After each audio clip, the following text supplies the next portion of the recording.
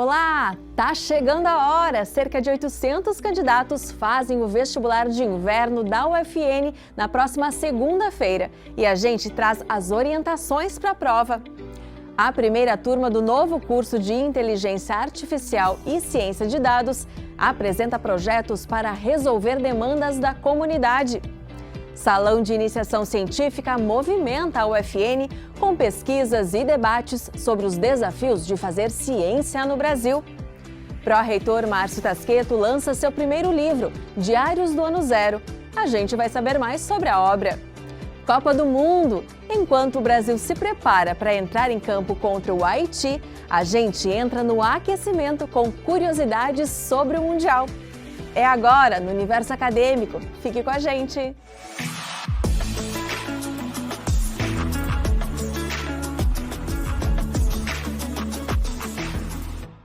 Cerca de 800 candidatos vão fazer o vestibular de inverno da Universidade Franciscana na próxima segunda-feira, 22 de junho.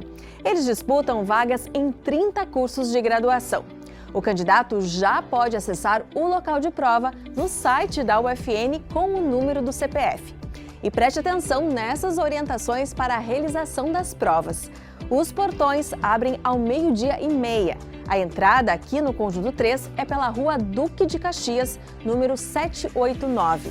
As provas começam às 1:30 da tarde. O recomendado é que os candidatos cheguem com pelo menos meia hora de antecedência. A partir da 1 da tarde, eles já podem entrar na sala. Para fazer a prova, o candidato precisa apresentar um documento de identificação original com foto ou digital pelo aplicativo oficial. Não vale captura de tela nem impressão. Precisa trazer também caneta esferográfica preta ou azul de corpo transparente. Pode trazer água ou algum alimento, mas em embalagens transparentes.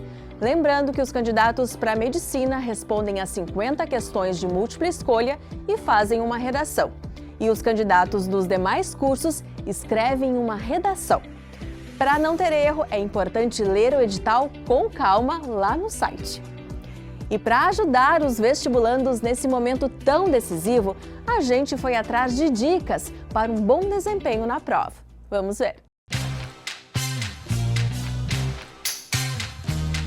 O que tu tem que fazer quando chegar na prova, verificar com bastante calma qual é o teu assunto predileto, qual é o teu assunto que tu mais tem domínio. Então, defina esse assunto. Comece pela prova ou pela redação. Isso é um outro problema que cada um decide pelo seu. Agora, a grande maioria das pessoas começa fazendo a prova e depois no final faz a redação, até porque muitos temas e muitos termos, que podem estar na prova, o aluno pode usar também na sua redação. O primeiro momento é o momento antes da prova, que é o momento em que o aluno não pode modificar o seu estilo de vida, ficar com um bom físico, um bom mental, para que possa fazer uma prova excelente aqui. Na alimentação, então, também não comer no dia da prova, comer comidas, então, gordurosas e tudo mais, tomar bastante água também, isso é bastante importante. No dia da prova, chegar com bastante antecedência, verificar, conversar com os seus amigos, com os professores, com os familiares e fazer uma conversa que não seja uma conversa sobre a matéria, que vocês vão então trabalhar a partir das 13h30. Conversa sobre Copa do Mundo, alguns assuntos e tudo mais. Ok, beleza? E eu já conversei com São Pedro e pela parte da manhã, na segunda-feira, chove, mas a parte da tarde vai ter um sol. Pegue um sol, verifique tudo e faça uma excelente prova, que é o que a gente deseja aqui na UFN para vocês. É isso aí, valeu, professor Clândio. E a lista dos aprovados será divulgada no dia 29 de junho, às 3 da tarde, no hall do prédio 15 e às 4 na página do vestibular. A gente deseja aí uma boa prova a todos os candidatos. E um dos cursos oferecidos no vestibular é o de Inteligência Artificial e Ciência de Dados, um curso novo que estreou no primeiro semestre deste ano. E a primeira turma já desenvolveu projetos de IA que prometem resolver demandas da comunidade. A primeira amostra de trabalhos do curso uniu universidade, mercado e sociedade.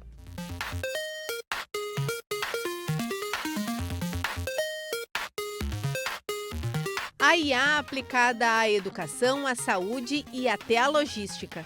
Os estudantes do curso de Inteligência Artificial e Ciência de Dados apostaram nas ferramentas tecnológicas para automatizar processos e criar soluções para desafios reais da comunidade. O meu trabalho ele é basicamente uma análise de cargas, de caminhões, de navios cargueiros, que tu consegue ter análises sobre como vai demorar, como vai ter a demora, se vai ter demanda, vai ter o atraso baseado em API de tempo de análise das estradas, como é que estão, se está chovendo, como é que está a carga, o que o caminhão está carregando, qual é o caminhão, bitrem, 4 eixos, tudo isso por meio do sistema de inteligência artificial usando as APIs corretas. Ainda no primeiro semestre, os acadêmicos tiveram a oportunidade de transformar o aprendizado em experiências práticas.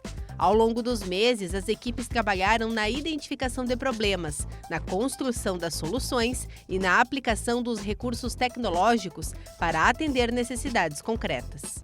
Os alunos estão trazendo todos os seus trabalhos e estão construindo, várias soluções para problemas, utilizando a última tecnologia possível que a gente tem em relação à inteligência artificial. A ideia de construir um curso novo e trazer um assunto novo também faz com que os alunos tenham expectativas altas.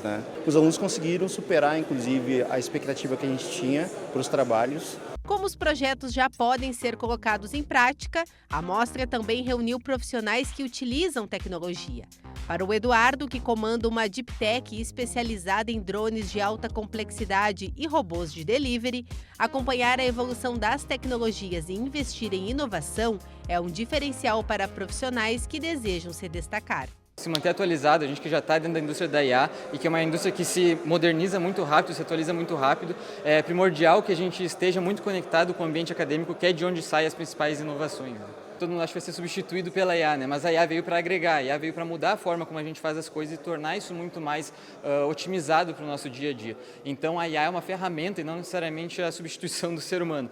Então a gente tem que sempre estar atualizado para saber como aplicar isso para a nossa situação. Trazer ela para trabalhar ao nosso favor e otimizar os nossos ganhos, os nossos processos do dia a dia. Um espaço criado para compartilhar conhecimentos e estimular a inovação. A primeira mostra de trabalhos reforçou o compromisso da universidade com a formação de profissionais preparados para os desafios do presente e do futuro. A pesquisa desenvolvida pelos estudantes de graduação da UFN foi destaque durante a 16ª edição do Salão de Iniciação Científica. O evento reuniu trabalhos e também promoveu discussões sobre os desafios de fazer ciência no Brasil.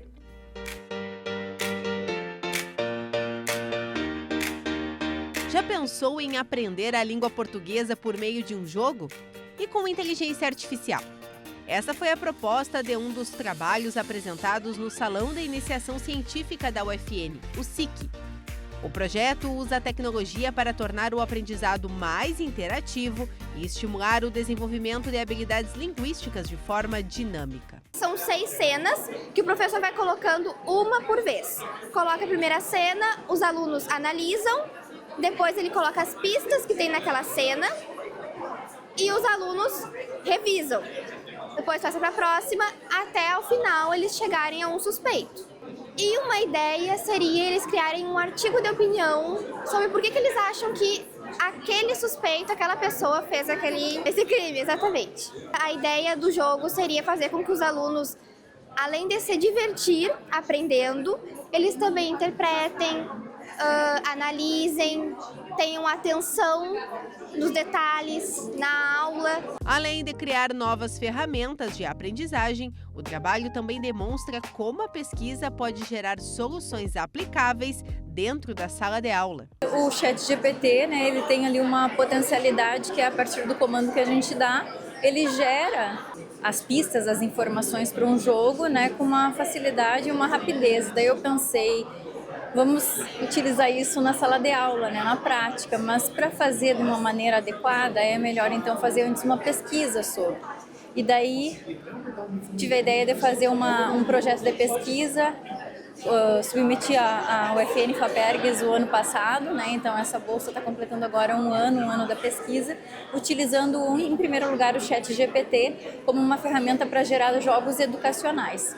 A inovação deste projeto é apenas uma das iniciativas do SIC. Na 16ª edição, o evento reúne 139 trabalhos distribuídos nas 4 grandes áreas do conhecimento. Um espaço onde estudantes e pesquisadores compartilham experiências, resultados e novas ideias. Por trás de cada pesquisa, há um processo de investigação, descobertas e aprendizado. A iniciação científica permite que estudantes de graduação tenham contato com a pesquisa ainda durante a formação acadêmica. Uma experiência que aproxima os estudantes do universo científico e amplia as possibilidades de formação. O nosso programa de iniciação científica ele contempla tanto os estudantes com bolsa, como também os estudantes voluntários. E desde o ano passado, então, esses estudantes voluntários também foram incluídos na programação do SIC para apresentar os seus trabalhos, os seus resultados, enfim. Então, ano após ano, a gente vem ampliando tanto o número de cotas de bolsas. Essas bolsas são fomentadas por diferentes agências, pela Universidade Franciscana, pela FAPERGS e também pelo CNPq. E também viemos ampliando as oportunidades para aquele estudante que quer se candidatar para a iniciação científica voluntária. A programação também trouxe reflexões sobre os desafios dos financiamentos e as estratégias de captação.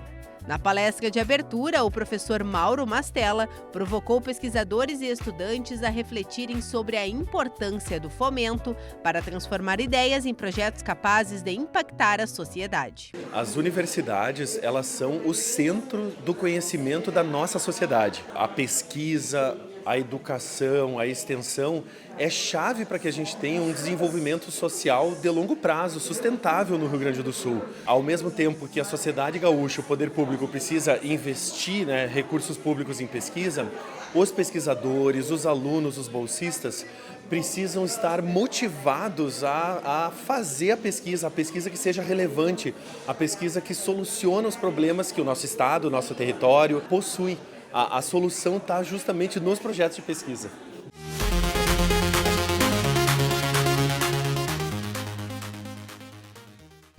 E durante a programação do SIC foi realizada mais uma edição do Fé e Café. A comunidade acadêmica discutiu a relação entre fé e ciência. O bate-papo foi guiado pelo coordenador do curso de Teologia, Tiago de Moliner Eufrásio, e pelo professor do curso de Engenharia Química, Cristiano Roden. O público refletiu sobre 2 perguntas. A fé precisa de evidências? E a ciência tem espaço para a fé? Quando falamos de ciência, devemos falar isso sempre no plural. São diversas as ciências, dentre as quais está também a teologia no rol das ciências hermenêuticas. A partir da reflexão, do aprofundamento, sobretudo no que diz respeito ao fundamento do ser, a teologia vai se apresentando também na sua reflexão.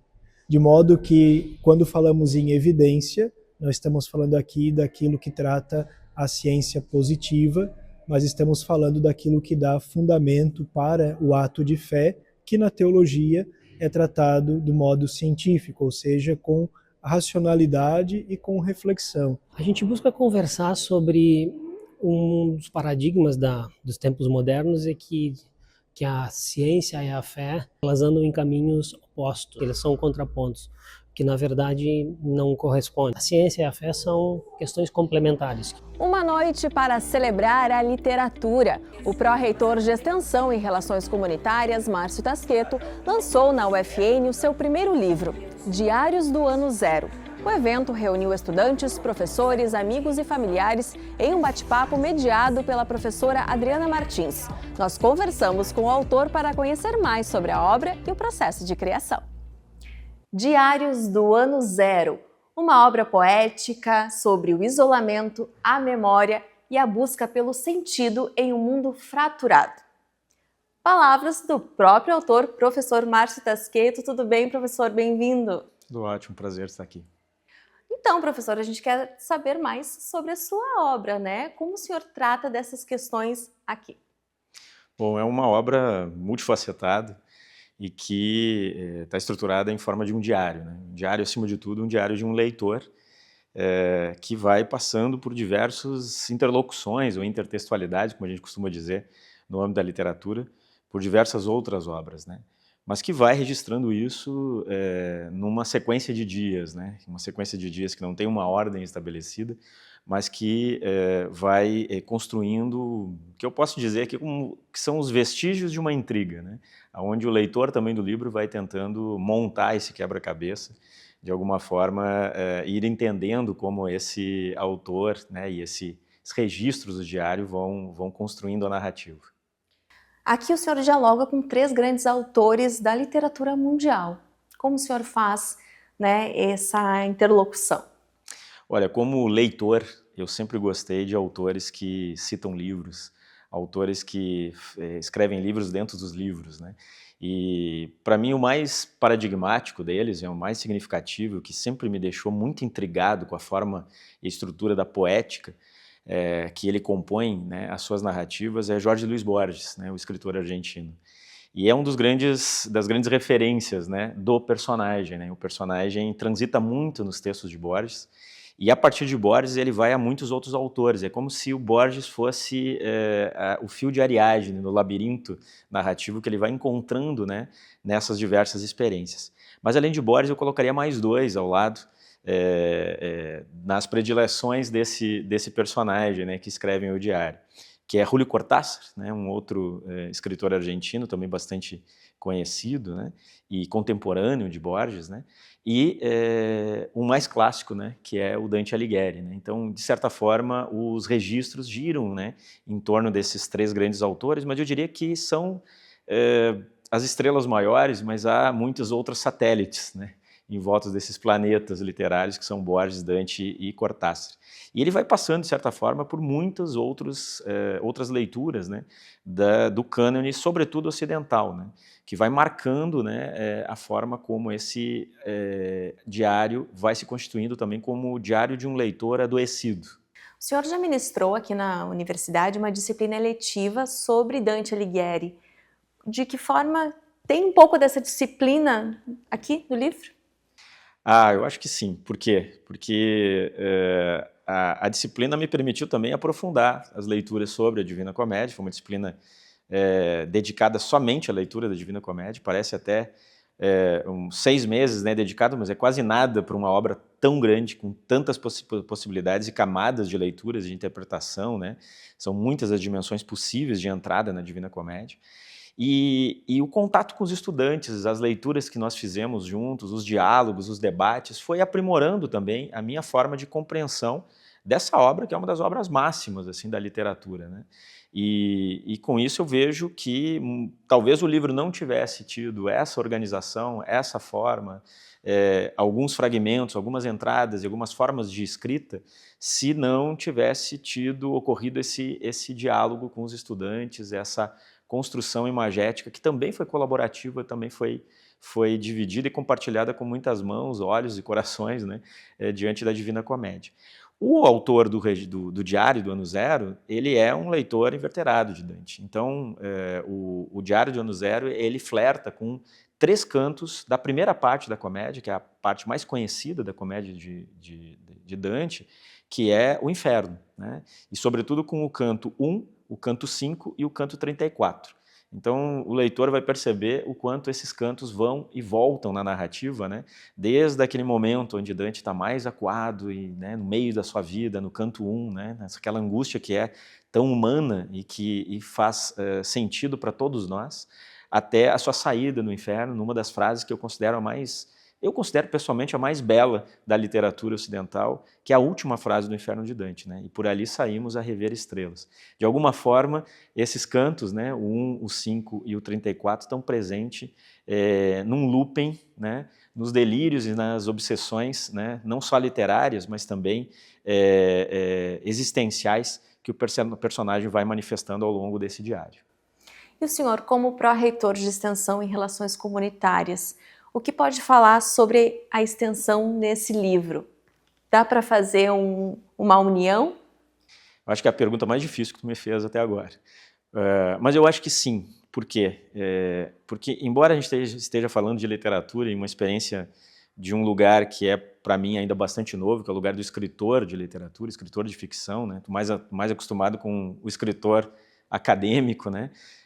e não nessa experiência que eu estou vivendo agora como escritor, que é o meu primeiro livro, né, de literatura, mas me parece que tem um elemento que é central e que intersecciona entre a experiência extensionista e a experiência de de escrever um livro de ficção, que é esse mergulho no humano, né, que a extensão também nos permite quando nos coloca em experiência, né, com os sujeitos, né, diante de contextos reais, diante de diferentes territórios, né, diferentes contextos urbanos ou de outras formas de adentrar, né, nos espaços sociais, e que me parece que a literatura também nos permite esse tipo de experiência, porque ela nos abre essa possibilidade do humano enquanto um mistério, né, enquanto algo que a gente mergulha, e quanto mais a gente mergulha, mais a gente aprende, mais também a gente se inquieta, né, e estranha, né, diante de algo que é familiar, mas ao mesmo tempo também nunca deixa de surpreender, né? Acho que a extensão e a literatura tem isso. E acho também que a literatura é uma forma de produção de pensamento. Assim como a extensão produz formas de educação, formas de conhecimento, a literatura também produz pensamento, produz um saber que é muito próprio, né, e que me parece muito rico. Então, a minha experiência na escrita do livro me levou a essa vivência, né, numa dimensão que eu, particularmente, me surpreendi com tudo que eu aprendi escrevendo esse livro, que foram mais ou menos em torno de 10 anos, né, trabalhando o livro. A obra é pequena, mas a intensidade existencial que eu dei para a obra assim, é muito grande, né? Ok, professor, muito obrigada, né, por passar um pouco para a gente, então, tudo que tem aqui dentro. Tenho certeza que os futuros leitores estão na expectativa. Muito obrigada e parabéns pelo trabalho. E ocorreu nesta semana o encontro anual do Grupo de Autoavaliação Institucional da UFN. Professores, estudantes e técnico-administrativos se reuniram para falar sobre os desafios, avanços e perspectivas da universidade. A atividade integra as ações permanentes de autoavaliação da UFN. O trabalho da Comissão Própria de Autoavaliação, a CPA, busca qualificar a gestão, o ensino, a pesquisa e a extensão, além de contribuir para o planejamento institucional. E vamos entrar no clima de Copa do Mundo agora? Enquanto o Brasil se prepara para entrar em campo nesta sexta-feira, 19 de junho, contra o Haiti, lá nos Estados Unidos, a gente entra no aquecimento de um jeito diferente por aqui. Da taça que quase ninguém pode tocar, a bola inteligente que ajuda o VAR. Esta edição do Mundial é cheia de curiosidades. Vem com a gente descobrir 10 fatos curiosos que todo torcedor precisa saber. A Copa do Mundo já começou e ainda tem muita curiosidade sobre essa edição que vai te surpreender. Pela primeira vez na história, a Copa do Mundo é sediada em 3 países diferentes. E tem 3 mascotes oficiais: Maple, o alce que representa o Canadá, Zayu, a onça dourada que simboliza o México, e Clutch, a águia dourada dos Estados Unidos. São 48 seleções em vez das tradicionais 32. Mais seleções, mais jogos. São 104 partidas ao longo do torneio. Nas edições anteriores eram 64. O Brasil é a única seleção que participou de todas as Copas do Mundo. Cristiano Ronaldo, Messi e Ochoa são jogadores com mais participações e neste ano disputam a 6ª Copa. A bola oficial é chamada de Trionda, que simboliza os 3 países sede com o famoso movimento das torcidas Laola. A bola tem um chip interno que registra seus movimentos 500 vezes por segundo, o que dá mais precisão na hora do VAR tomar decisões. A taça da Copa pesa 6 quilos, é feita de ouro 18 quilates e tem detalhes em malaquita na base. Apenas campeões mundiais e chefes de Estado podem tocar na taça por protocolos de segurança da FIFA. Muito legal, e a gente continua aqui na torcida pela seleção.